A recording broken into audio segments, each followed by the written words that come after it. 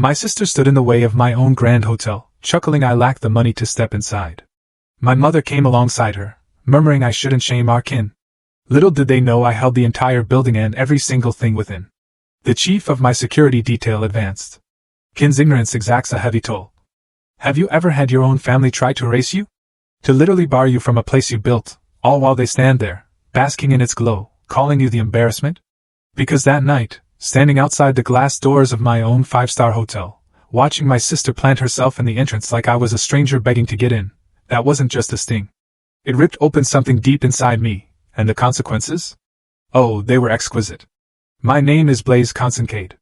I'm not telling you this to brag, or to sound powerful.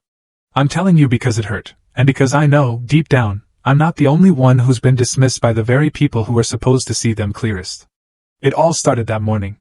My mom's text wasn't long, wasn't dramatic. Just the kind of message that pretends to be practical while it cuts you to the bone. Don't come to your father's birthday.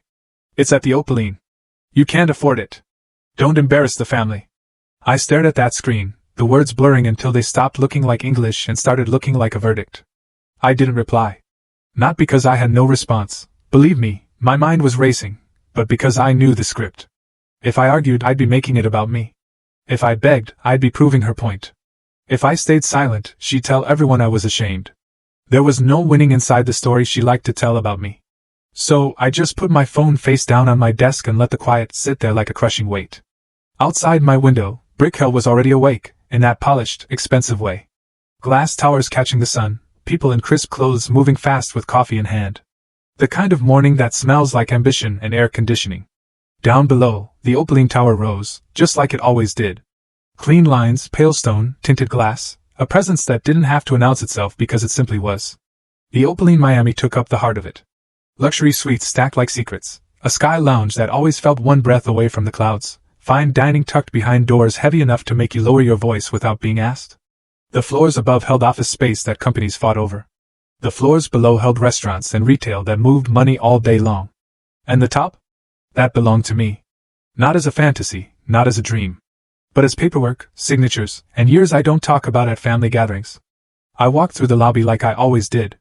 Not as a guest, not as someone trying to look important. Just as someone checking his house before the day got loud. The scent diffuser was on the right blend, clean citrus with something warm underneath. The marble underfoot was cool and seamless, the kind of stone you only notice when it's wrong. The light through the atrium skylight hit the chandeliers at an angle that made the crystals flash like small, controlled lightning. Staff stood the way we trained them to stand, present without hovering, attentive without fear. I could tell who was new by how they held their shoulders, and who had been here long enough to understand that hospitality isn't servitude. It's standards. I've always found it bitterly funny that my father used to spit the word service, like it meant beneath. While I've built an entire empire on doing it better than anyone. To my family, I'm still the kid who walked away from the respectable path. The kid who left the safe accounting firm with its beige carpet and cheap coffee and predictable promotions. The kid who chose hotels, restaurants, guest experience. The work they like to romanticize when they're being catered to, and insult when someone chooses it as a life. They never watched me work. They never asked what I was building. They just decided what my choices meant and called it truth. 10 years ago, I was sitting at our dining room table, the kind of table that's supposed to hold the family together, until it becomes the place where they break you down. My father's voice had filled the room like he owned the air. No son of his was going to spend a life waiting on people. My mom didn't yell, she didn't have to. She looked at me the way you look at a bill you didn't expect, the way you look at something inconvenient that might ruin the picture. Harper was already smirking, because Harper learned early that being the favorite meant joining the crowd, not questioning it. I didn't raise my voice. I didn't plead my case like it was a debate.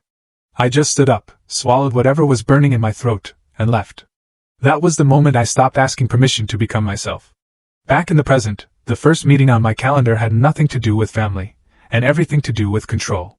Expansion plans, staffing models, brand integrity, capital allocation, numbers big enough to make people nervous, and details small enough to ruin you if you ignore them. My team moved through slides that would have sounded like science fiction to the version of me my parents still imagine.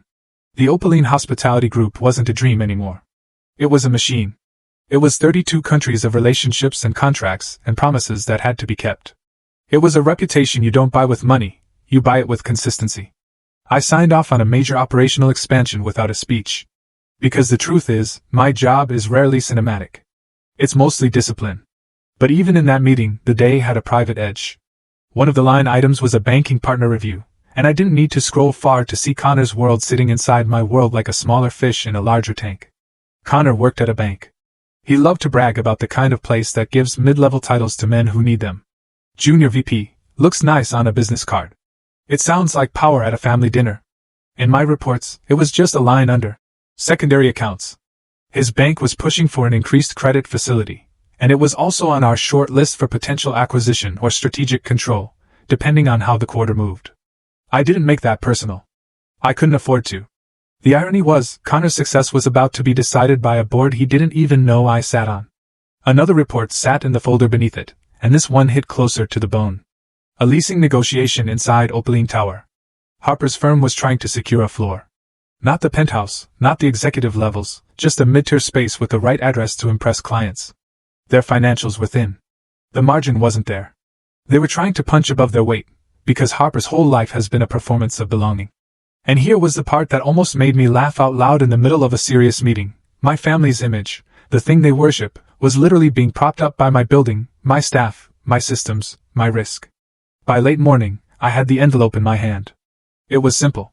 No bow, no dramatic reveal. Inside were deed documents for a Santa Barbara coastal property, held under one of my Opaline entities. A real asset, a real gift.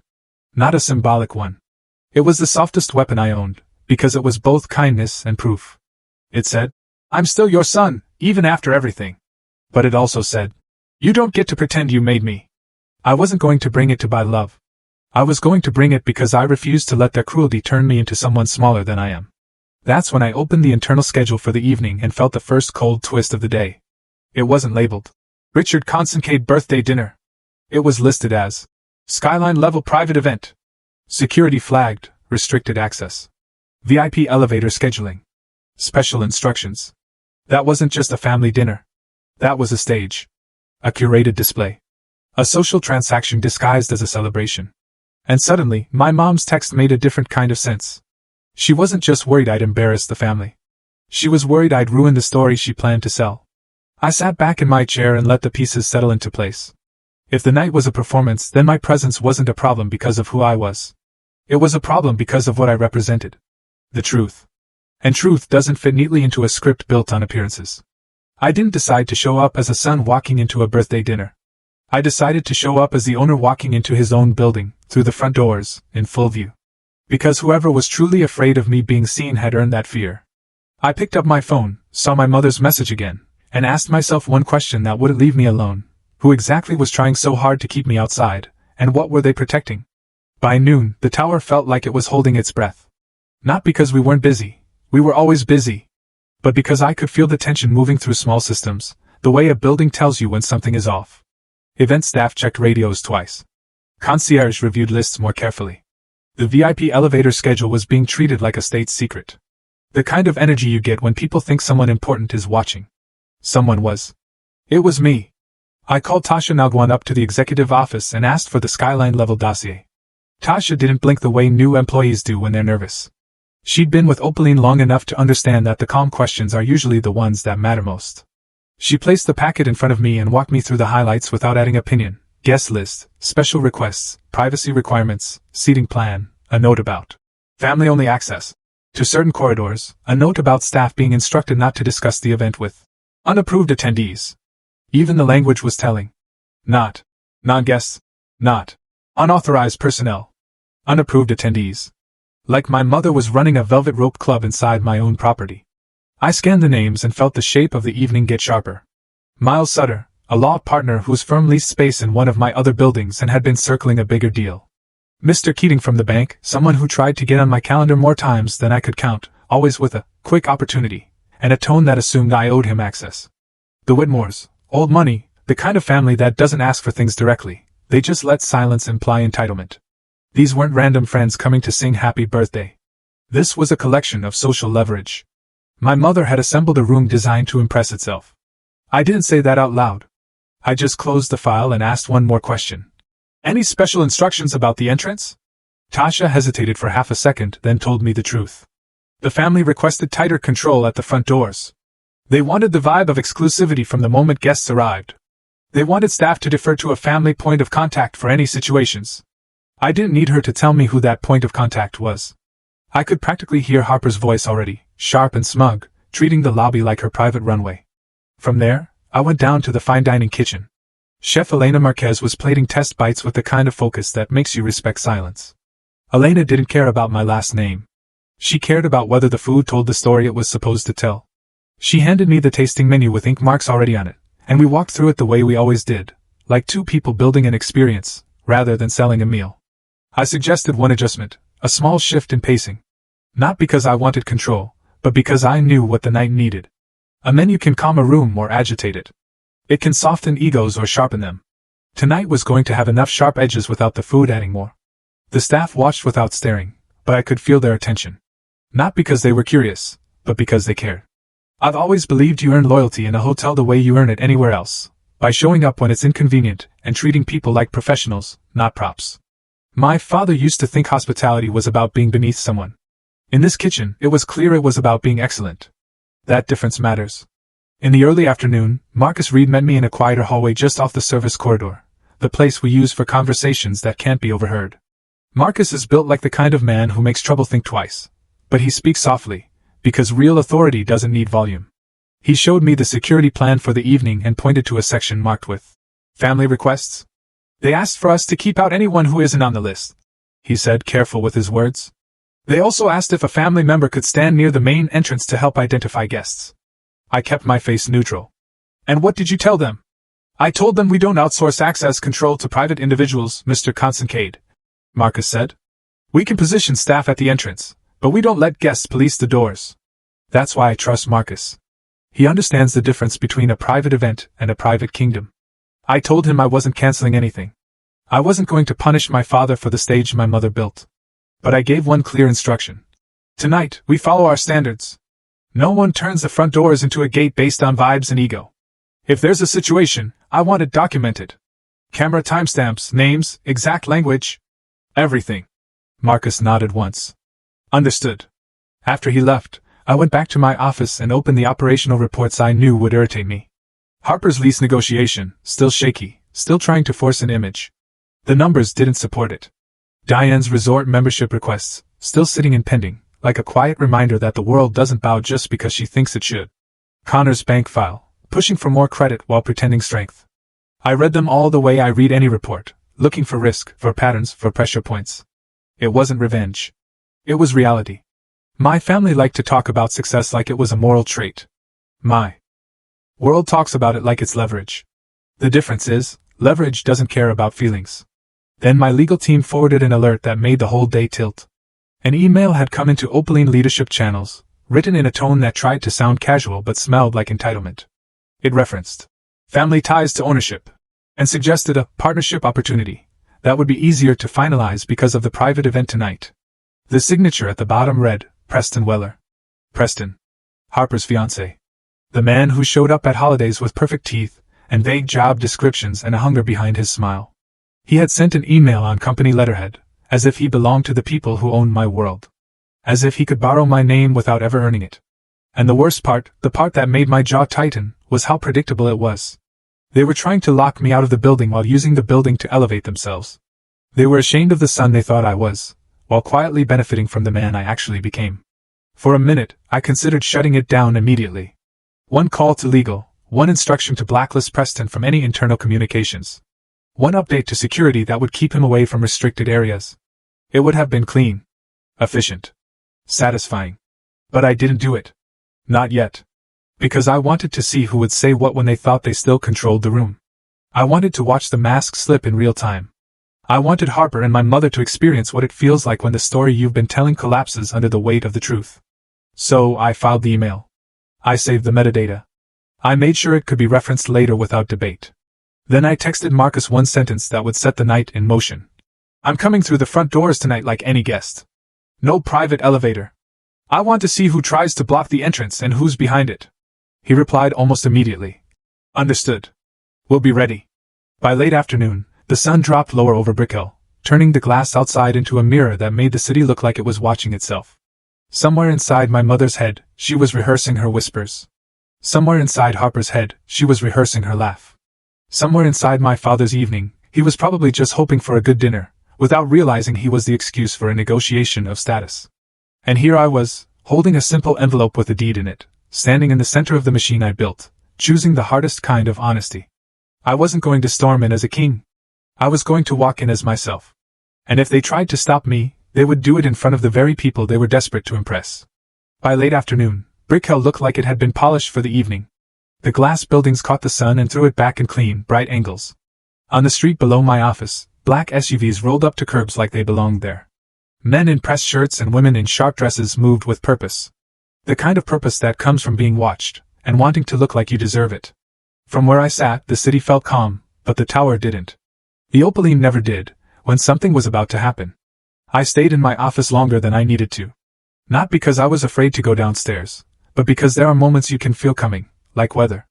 And once you step into them, you don't get to pretend you didn't know. The envelopes sat on my desk in front of me, plain and unassuming. It held more truth than my family had given me in a decade. I opened an old folder on my laptop, one I hadn't touched in months. Inside was a copy of the email I'd sent the day I left home. I didn't reread every line. I didn't need to. I remembered the tone. It wasn't dramatic. It wasn't angry. It was me, younger, trying to be reasonable with people who mistook control for love. I'd asked for one thing, simple enough to fit in a sentence: respect. Not applause, not money, not approval. Just respect for the fact that I was choosing my own life. They never answered that email in any real way. My mom sent a short reply about how I was making a mistake. My father didn't reply at all. Harper made jokes about it at Thanksgiving, like it was a story about someone else. After that, I stopped offering explanations. If you have to convince people you're worth basic dignity, you end up shrinking yourself just to keep the peace. I'd done enough of that. Tonight wasn't about revenge. I kept repeating that to myself as I closed the folder. Revenge is loud. It's messy. It wants an audience. What I wanted was quieter, and more final. I wanted the humiliation to stop. I wanted the pattern to end. I wanted to walk into a room without being treated like I was begging for a chair that didn't belong to me. I picked up the envelope again and checked the documents one more time.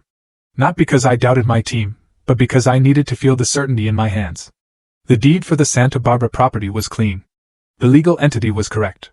The signatures were correct. The conditions for transfer were clear. It was real value, not a symbolic gesture. I didn't wrap it in glossy paper or tie it with a ribbon. I didn't want anything about it to look like performance. The real thing doesn't need decoration to be convincing. A soft knock came at my door. Tasha stepped in, her tablet held close. Her expression controlled, the way it always was when she didn't want to bring drama into the room. "They're here," she said. I didn't ask who. I already knew. "They arrived early," she added. And I could tell from the way she chose her words that this wasn't routine. "They requested that staff not allow anyone inappropriate up to skyline level. They also asked for a note on the event file." "What kind of note?" I asked. Tasha hesitated, then answered. "A restriction about a man named Blaze. They said he shouldn't be granted access." The words landed in my chest like something heavy and old. It wasn't just that they didn't want me at the dinner. It was the way they tried to turn my own systems into a weapon. They were using the language of exclusivity, the tools of the tower, to erase me. I didn't let my face change. I nodded once. "Thank you," I said. And Tasha left without another word. As soon as the door closed, I called Marcus. He answered on the second ring. "I heard," he said before I could speak. "Tell me exactly what's happening," I said. "There was an attempt to position a family member at the main entrance," Marcus said. "They wanted to stand near the doors and identify guests themselves. I refused. I placed our staff according to policy, but they're still hovering. They're trying to control the flow. Document everything," I said. "Names, timestamps, what they say, who they say it to." "I already started," Marcus replied. "And Blaze, I want you to know this doesn't have to get ugly. I'm not here to make it ugly," I said, and I meant it. "I'm here to stop pretending." After I hung up, I pulled up the reports one last time, like checking the locks on a house before you leave. Harper's lease request still showed incomplete financial qualification. Connor's bank was still in the middle of credit facility review and broader evaluation. My mother's resort membership request still sat in pending, a record that doesn't care how charming someone is in person. All the strings were visible. They just didn't know I was holding them. I finally left my office and took the elevator down. Not the private one. The service one. The same path a guest would use. As the doors opened into the lobby, the noise hit me first. Laughter bouncing off stone, glass clinking, voices leaning into each other with that false warmth people wear when they want to be seen as belonging. The lobby looked exactly the way I designed it to look at night: soft lighting, controlled music, a quiet sense of money. And inside that calm, my family was building a storm. I didn't step into the center of the lobby. I took a longer route along the edge, watching. I saw Harper's profile first. Her hair set perfectly, her body angled like she was already posing. My mother was nearby, not drawing attention, but somehow directing it, leaning in to speak to someone, smiling at the right moments. Connor lingered a few paces behind them, adjusting his jacket, scanning the room like he was checking who mattered. I watched them for a beat longer than I should have. There was something almost surreal about seeing them here, in my world, behaving like it was theirs. The Opaline had always been about standards, about control, about making people feel safe without letting them see the mechanics of it. My family walked through those mechanics like they owned the gears. I went back toward the exit instead of deeper into the lobby. It mattered that I did this the way I planned. I wanted the front doors. I wanted the exact moment. I wanted the proof of who they chose to be when they thought they were in charge. Outside, the valet line was longer now, headlights washing the curb in pale beams. I stepped into the drop-off zone as if I'd just arrived.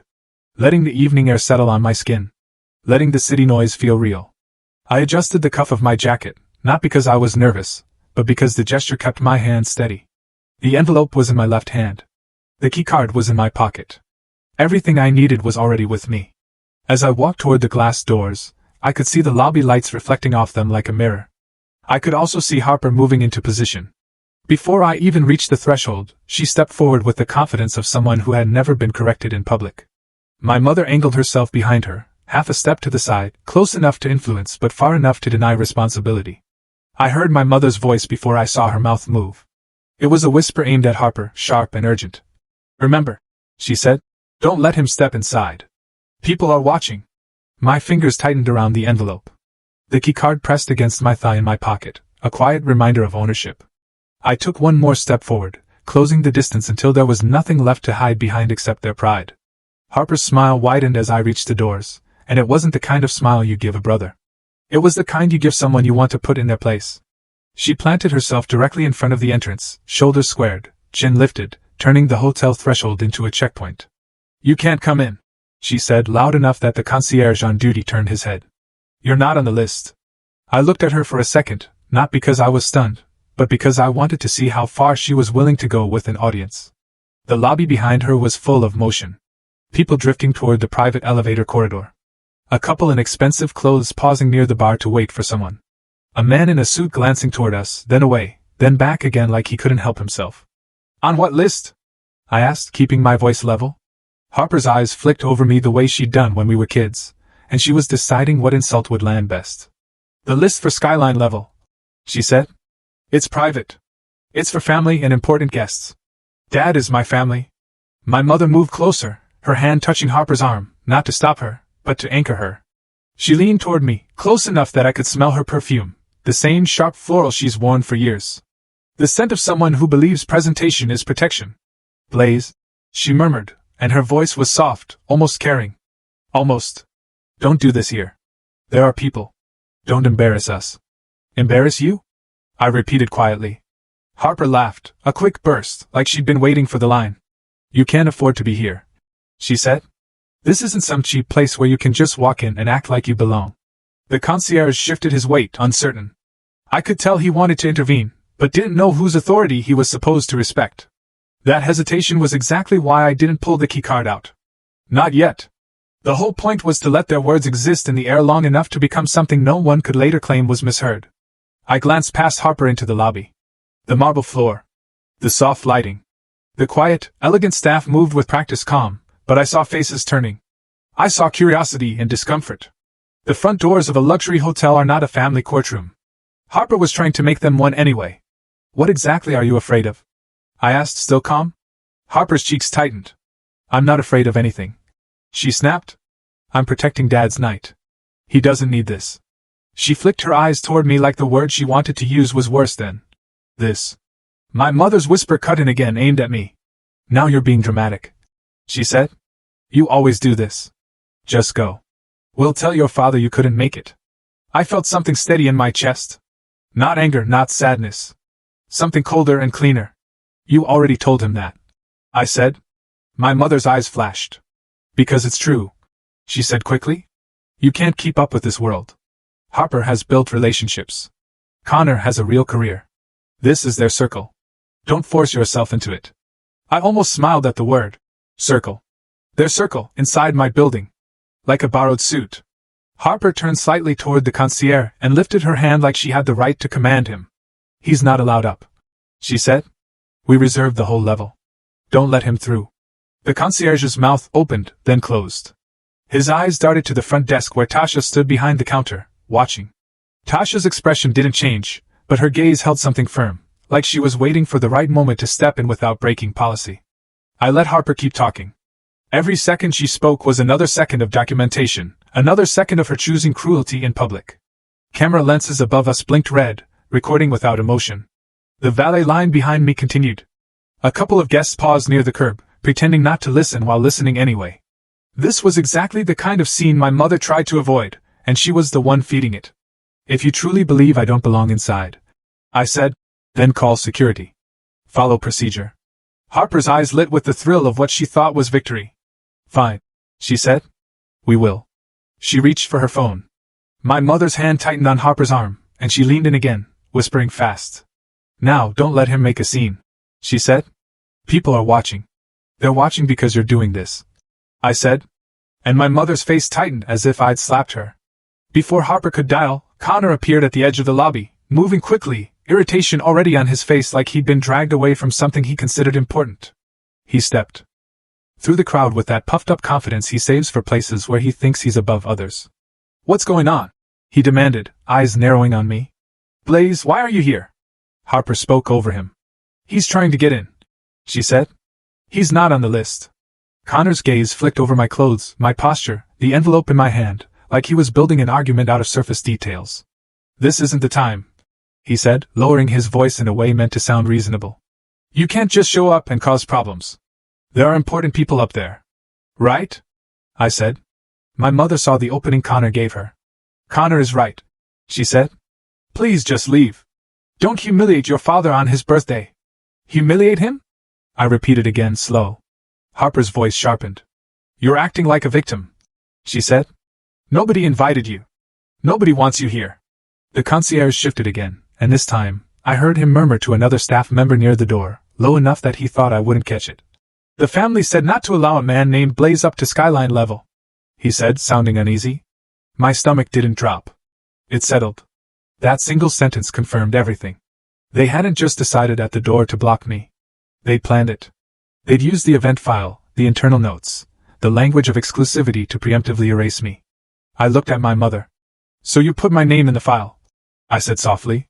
You made sure staff was told to keep me out. My mother's eyes widened in a way that tried to look offended. Don't be ridiculous, she said. This is about protecting the family. Harper's mouth tightened. You're not family in this context, she said. And the words were so ugly in their calmness that even Connor flinched. A group of guests walked past us toward the elevator corridor, and one of them, a man in a suit with silver hair, glanced directly at me. His eyes paused, sharpened, as if he recognized something. He didn't speak, but his attention lingered longer than politeness required. He looked at my face like he was running it through memory, then looked at Harper blocking the door like she was an inconvenience. That look alone put a crack in my mother's composure. My mother pivoted toward him, instantly, smile switching on, voice brightening. So good to see you, she said, rushing to fill the space with charm. Then, without realizing how close I was, she added in a softer voice, meant to shape perception. I'm sorry about this. He's not always stable. He gets impulsive.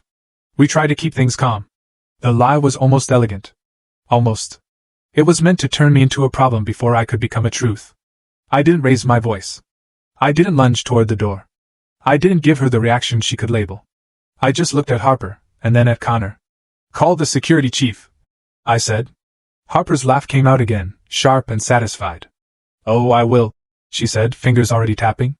Connor leaned forward as if he might snatch the phone, desperate to manage the optics. My mother whispered again, frantic. Now don't let him do this. The glass doors behind Harper swung open from the inside. Before any of them finished moving. The sound was heavy and precise, and it pulled every eye in the immediate area toward the entrance. I heard the measured rhythm of footsteps on marble, the kind of stride that comes from training, not emotion. I didn't turn my head. I didn't need to. Marcus was coming. Marcus stepped into the doorway with the kind of calm that makes chaos feel small. He didn't look at Harper like she was in charge. He didn't look at my mother like she was the one to appease. He looked at the situation the way he looks at any situation that threatens the order of the building, as a problem to be defined, documented, and resolved. "Good evening," he said, voice even, eyes scanning quickly. "Is there an issue here?" Harper straightened like she'd been waiting for this moment, ready to play the role of the wronged host. "Yes," she said. "This man is trying to get in. He's not authorized for skyline level. We reserved the entire floor." Marcus's gaze shifted to me. He didn't ask my name. He already knew it. I could see it in the way his posture adjusted, the way his tone softened half a degree without losing authority. He said, clear enough for the concierge and the guests nearby to hear. "Your table on skyline level is ready. Chef Elena is waiting to review the tasting menu with you." The air changed. Not in a dramatic way, in a quiet, physical way. Like someone turned down the volume on the room. Harper's mouth opened and didn't immediately find words. My mother's fingers tightened around the strap of her bag as if it was the only solid thing left in the world. Connor froze mid-step, his eyes flicking between Marcus and me, trying to calculate how far this had already traveled. I didn't smile. I didn't gloat. I simply took one step forward, and the glass doors that had been a barrier a second ago became what they actually were. An entrance. Inside, the lobby lights wrapped around everything in soft gold. The marble reflected silhouettes. The sound of conversation resumed in uneven bursts, like people weren't sure if they were allowed to keep living their own night. Tasha was behind the front desk, watching with that steady focus she always had. When I crossed the threshold, she met my eyes and gave a small nod that wasn't friendly or cold. It was professional. It was confirmation. "Good evening, Mr. Constantcade," she said, voice smooth. "Your father's executive suite is prepared, and skyline level is on schedule." "Thank you, Tasha," I replied. And then I turned back to my family, still stuck just outside the doors, like they'd been assigned to the wrong side of reality. "Coming?" I asked. One word. Not an argument, not a speech. A simple question that forced them to choose. In front of the concierge. In front of the guests checking in. In front of the people drifting toward the private elevator corridor. They could follow me, or stand there and look like they were afraid to. Connor found his voice first, and it came out in the controlled tone he uses when he wants to sound like a mediator. "Okay," he said quickly, stepping inside as if that had been his plan all along. "This is obviously a misunderstanding. Let's just keep this private." My mother rushed to agree with him. "Yes," she said, leaning in close to me as we moved. "Blaze, please don't make this bigger than it needs to be. It's your father's night. It got big when you tried to keep me out," I said quietly, not looking at her. Harper followed last, her heels clicking too sharply on the marble, her eyes darting to staff faces, checking for judgment. She was used to being the one people catered to. She wasn't used to being watched like she might be the problem. Marcus moved alongside us, slightly behind my shoulder, in the way he always does when he's giving me space while still controlling the perimeter. The concierge's relief was visible. He finally knew which authority mattered. I noticed the camera above the doors, the small red indicator lights steady and indifferent. Everything that had just been said was now a fact, not a story. We headed toward the VIP elevator area. I didn't take the private back route. I wanted the lobby to see us pass through. Wanted the building itself to witness the correction. My mother kept murmuring, trying to sew the night back together with words. "You never told us," she said. "You can't blame us for not." "I'm not blaming you for not knowing," I said, still calm. "I'm blaming you for the way you treated me when you thought you did know." Connor tried to step closer to Marcus, lowering his voice as if he could negotiate the laws of optics. "Listen," he said, a little too friendly. "Maybe we can keep this from becoming a thing. You know how people talk." Marcus didn't respond the way Connor expected. He didn't smile back. He didn't reassure him. He simply said, "Sir, we follow policy." The word "sir" landed on Connor like an insult. In his mind, he was the one who deserved that respect. In Marcus's world, respect was assigned by role and behavior, not by ego. As we approached the elevator corridor, the doors to the main entrance slid open again behind us, and a small group came in. The kind of group that carries itself like it expects the room to adjust. One of the men in the lead was older, silver-haired, with a confidence that looked practiced. Another was younger, sharper. The kind of polished attorney look that turns casual into weapon. They saw me and slowed. "Mr. Constantcade," the older man said, and the way he said it made my mother's spine go stiff. "Keating, we've been trying to get 10 minutes on your calendar for months. My mother's face turned toward him so fast it was almost comical. Keating? She echoed, like she was trying to place the name in the version of the world where she was still in control. Mr. Constantcade, you were connected to this event, he continued, voice warm with opportunity. If you have a moment tonight, I'd like to revisit our credit facility proposal. Connor's throat bobbed. He stepped half a pace forward, trying to attach himself to the conversation. Keating, he said too loud. Connor Hale. We've met. Keating's eyes flicked to Connor for a fraction of a second. Hale, he said, and the tone carried the faintest edge of recognition. Not the kind Connor wanted. How's your bank holding up with that review? I heard there are still questions around your liquidity position. Connor's face changed just for a second, the mask slipping. It's fine, he said too quick. We're fine. Keating nodded as if he didn't believe him. Then his gaze returned to me, and he smiled again like we were in the middle of a perfectly normal day. The message was clear, even if he didn't intend it as one. Connor's status was not the status Connor sold at dinner tables. The younger man beside Keating leaned in slightly. Miles Sutter. He introduced himself, offering his hand with practiced ease. We've been hoping to speak with you about expanding our footprint. Your properties have become difficult to access. I imagine they have, I said, shaking his hand. I didn't need to look at my mother to feel her stomach drop. These were her important people. These were the names she'd been collecting like trophies. And here they were, speaking to me like I was the center of the room. Because in the only language they truly respected, I was. Harper's lips parted as if she wanted to say something. Maybe to claim connection, maybe to rewrite the moment. But she hesitated, because she didn't know what version of herself would survive in this room anymore. We reached the elevator. I pulled the key card out of my pocket, and the reader flashed green immediately. No hesitation, no beep of refusal. The door slid open like they'd been waiting for me all day. As we stepped in, Harper finally snapped out of her silence. I told them, she blurted, voice high. I told them not to let you up. Specifically said your name. The admission hung in the elevator like smoke. My mother's head whipped toward her. Harper, she hissed. Harper pressed on anyway, panicked now, trying to defend what couldn't be defended. Because you said he couldn't come, she said to my mother. You said not to let him in. Connor's eyes widened, and he looked at me like he just realized we weren't arguing about feelings anymore. We were arguing about actions. Logged actions. Recorded words. A direct attempt to manipulate access inside a luxury tower. I didn't respond. I didn't need to. The keycard in my hand was the answer. The elevator began to rise, smooth and silent. Through the glass panel, the lobby fell away below us, the people becoming smaller, the noise fading into a distant hum. Midway up, Marcus's phone buzzed. He glanced down, then back at me. Update, he said quietly. I watched his face as he read, and I felt my chest tighten in that calm, controlled way it does when I see a line being crossed. There's a man named Preston Weller, Marcus continued. He's requesting access to a restricted area. He claims he has authorization from the family. Harper's breath caught. My mother's fingers dug into her own palm. Connor looked like he wanted the elevator to stop so he could escape. I stared at the indicator above the doors as the numbers climbed, and I understood something with sudden clarity. They weren't going to accept the correction. They were going to fight for the story they wanted, even if it meant grabbing at power inside my building with both hands. Skyline level always felt different. The air was cooler up there, filtered and clean, and the lighting was designed to make people feel like they'd stepped into a place where ordinary rules didn't apply. Soft walls, thick carpet, art chosen to look effortless. A quiet soundtrack that made you speak in lower tones without thinking. It was a level built for privacy. But privacy doesn't mean lawlessness. That was the part my family never understood. The elevator doors opened into the VIP lounge, and the first thing I noticed was how quickly faces tried to rearrange themselves.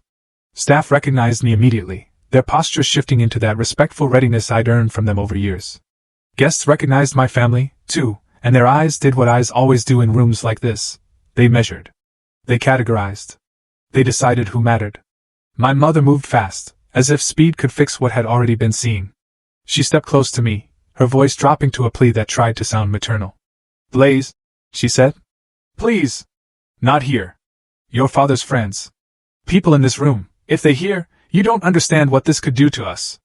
To us. Not to him. Not to the birthday. Not to family. To the image she'd carried like a shield.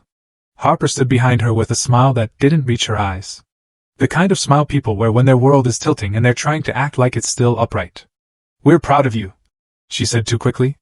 We always have been. This is amazing. We just didn't know. Connor drifted toward Marcus as if they were equals. As if he could whisper a deal into existence. He lowered his voice.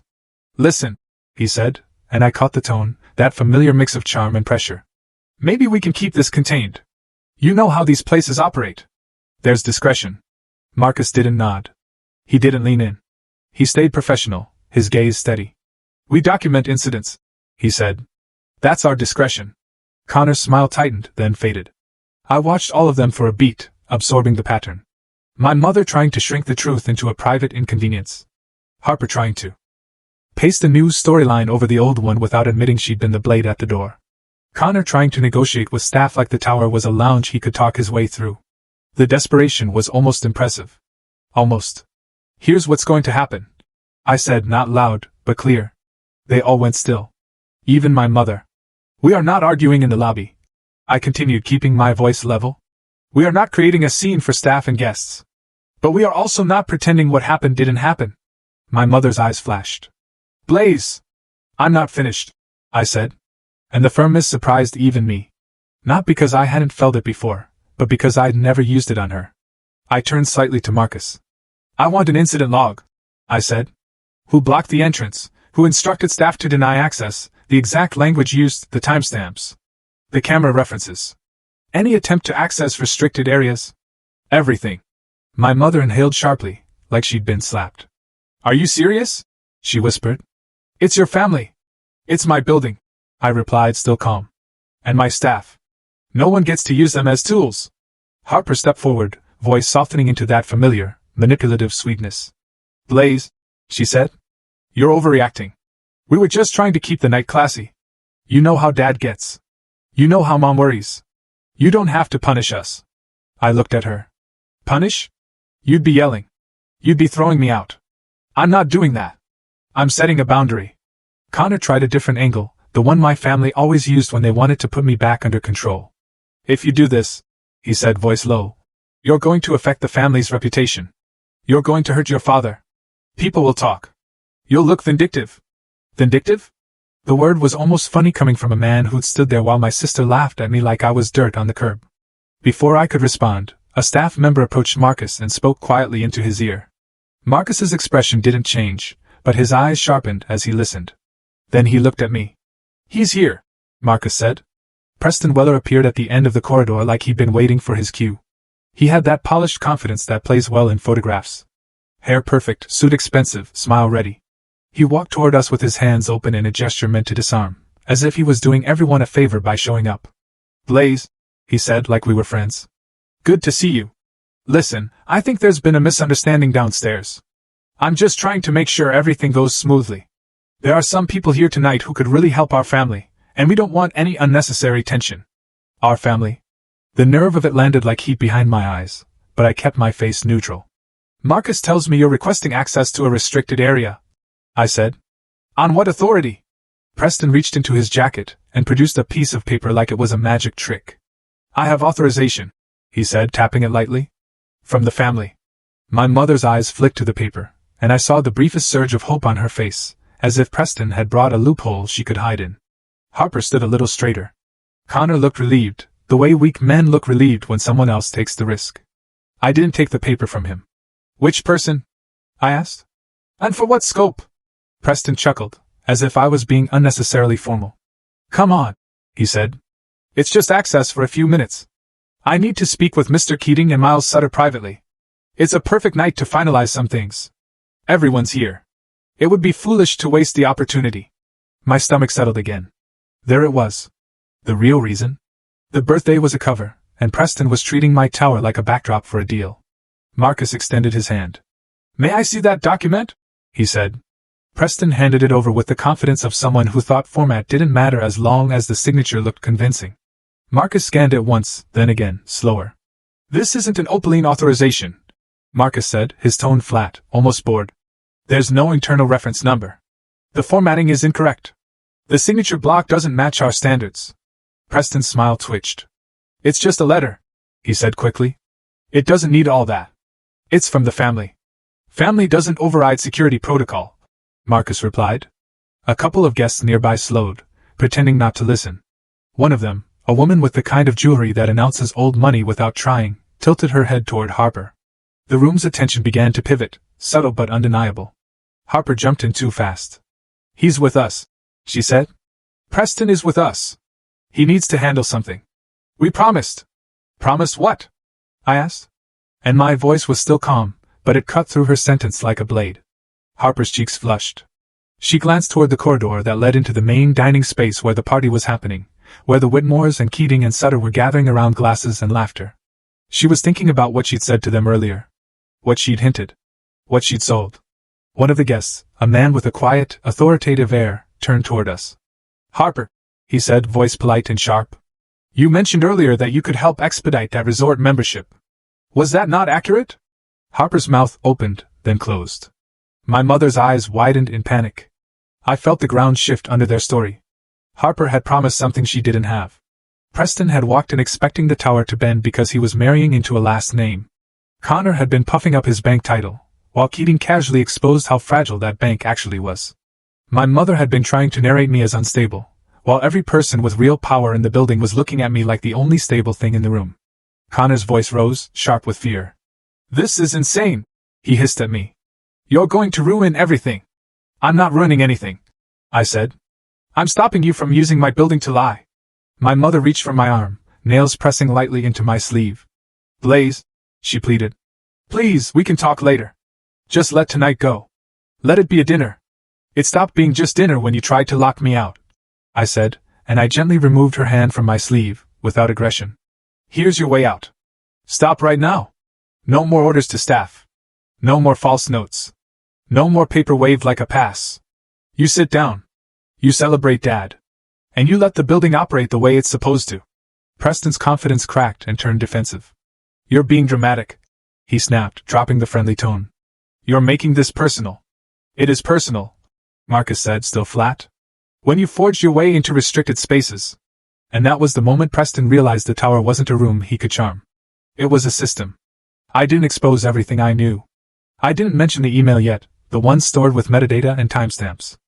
I didn't mention the lease file or the membership request or the bank review in detail. I didn't have to. The threat of consequences was already visible in their eyes, because they could feel how much of their lives depended on things they didn't control. Marcus's phone buzzed again. He glanced down, then looked at me, expression steady. "Update from operations," he said quietly. "The lease request and the bank review are both nearing decision points." I felt the choice settle into my hands like weight. I could close the door on them right now, in the same building where they tried to close the door on me. I could let the system deliver consequences instantly, and watch them collapse in public. Or I could hold it. Wait for the moment when the truth would land where it mattered most, in front of my father, in the room they built to prove their worth. I looked past them toward the dining room entrance. I could hear faint laughter, the clink of glasses, my father's booming voice in the distance. Unaware that his birthday had become a battlefield. And I decided I wasn't going to waste the perfect moment.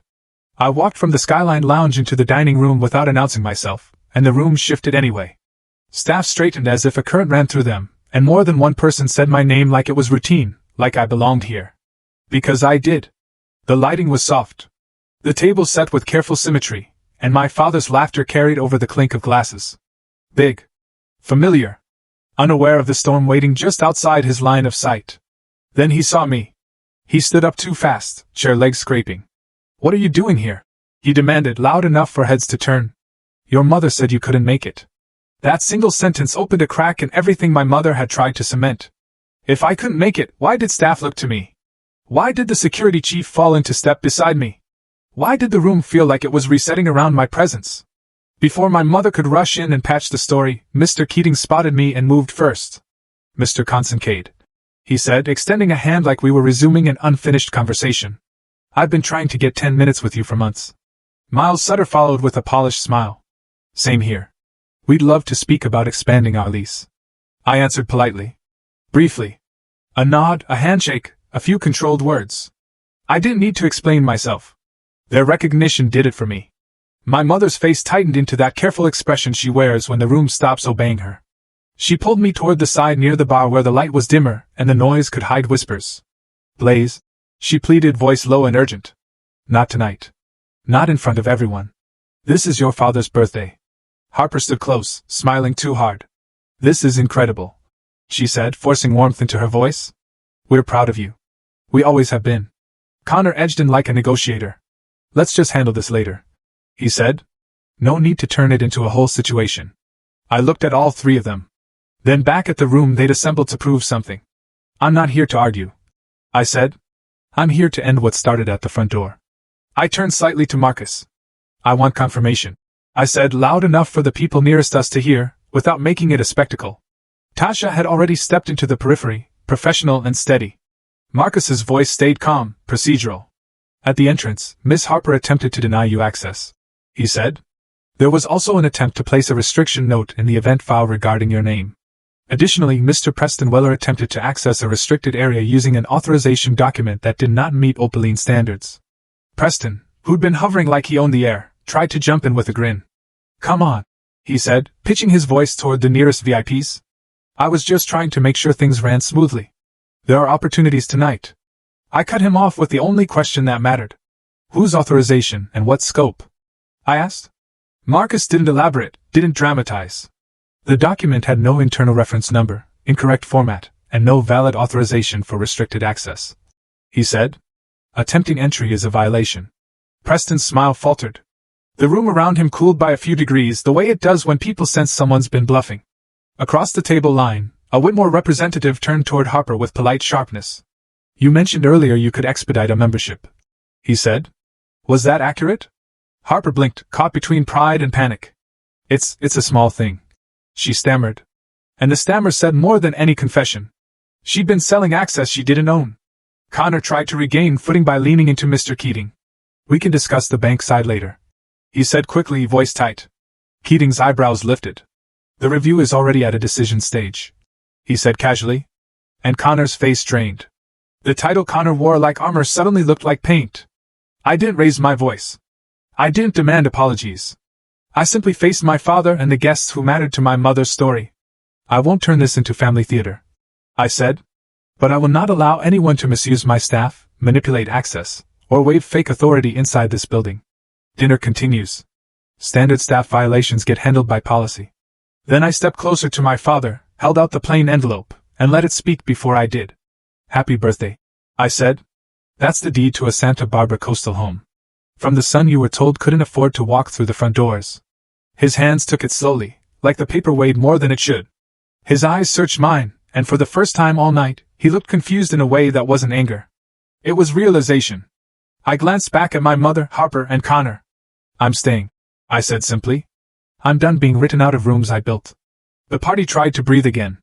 Glasses clinked. People laughed too loudly, as if volume could patch what had been exposed. Tasha came close enough to speak without being overheard. Operations update, she murmured. Harper's lease file just changed status. And there's a new note on Connor's bank review. I held my expression steady, but inside, the choice sharpened. I could let the consequences fall right here, in the room my mother curated, or I could wait until I was alone with my father and finish this with respect, instead of spectacle. I stepped away from the center of the room. Before anyone could pull me back into performance, I nodded once to Marcus. Keep the level secure. Keep staff protected. Keep the event running clean. And then I walked toward the terrace doors, where the city spread out like a field of lights. My father followed a minute later, slower now, the envelope still in his hands. The terrace air was cooler. The noise behind us muted into a distant hum. For the first time all night, it felt like we were standing somewhere real. How long? He asked, not looking at the skyline, looking at me. How long have you been this? A long time, I said. Long enough that I stopped waiting for you to believe me. His jaw tightened. Why didn't you tell us? I exhaled through my nose. Not amused. Not angry. Just tired. I tried, Dad. 10 years ago. I asked for respect. Not money, not praise. Respect. You called what I chose beneath. Mom treated it like a stain.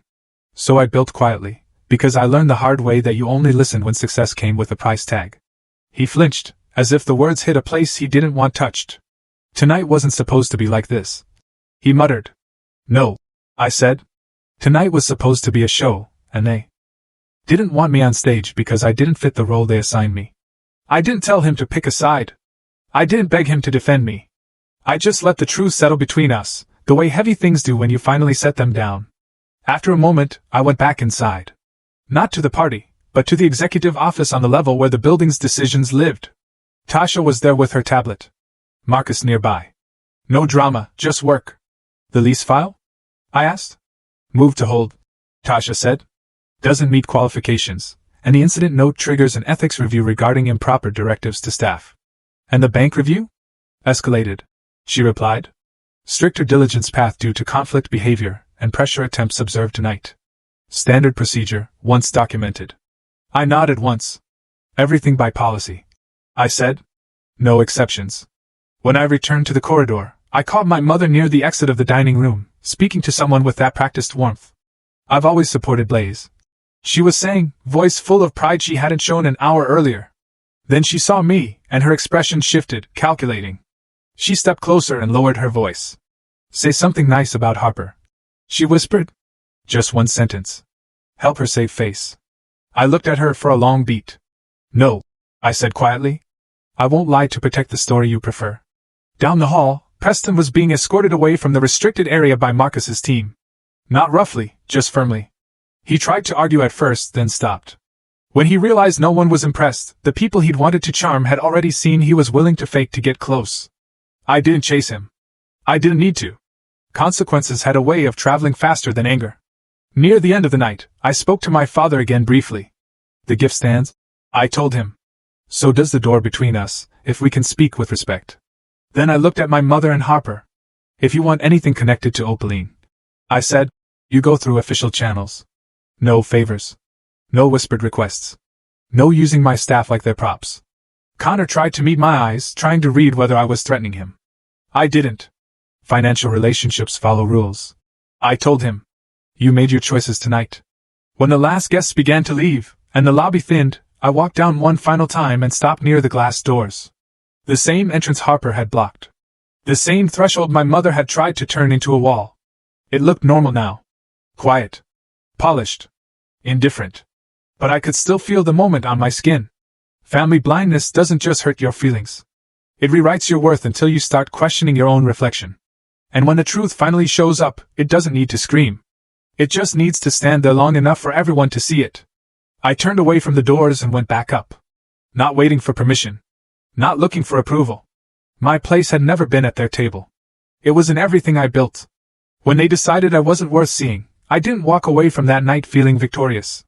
There was no rush, no sense of triumph, no satisfaction in watching people stumble over the truth.